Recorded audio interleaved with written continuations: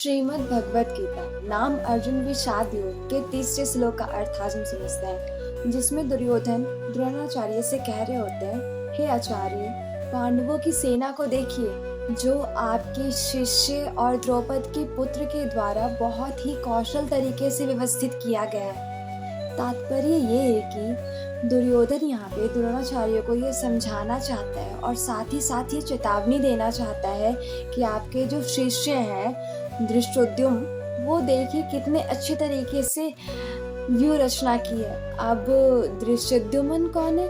धृष्टद्युम्न कोई और नहीं बल्कि द्रौपद का पुत्र और द्रौपदी माँ का भाई है, और उसे यज्ञ से उत्पन्न ही इसलिए किया गया था ताकि वो द्रोणाचार्य का वध कर सके। और द्रोणाचार्य ये जानते थे कि धृष्टद्युम्न आगे जाके भविष्य में द्रोणाचार्य का वध करेगा, लेकिन ये जानते हुए भी धृष्टद्युम्न को उन्होंने अपना शिष्य बनाया। इसका रीज़न यह था कि द्रौपद और द्रोणाचार्य दोनों आपस में बहुत गहरे दुश्मन थे। जब आगे चल के द्रोणाचार्य और द्रौपद दोनों आपस में मित्र बन गए तो द्रौपद ने अपने पुत्र धृष्टद्युम्न की जिम्मेदारी द्रोणाचार्य को सौंप दी और उन्हें कहा कि अब धृष्टद्युम्न को आप ही शिक्षा दीजिए। तो द्रोणाचार्य उसे अपने सारे अस्त्र शस्त्र की विद्या धृष्टद्युम्न को दे दी।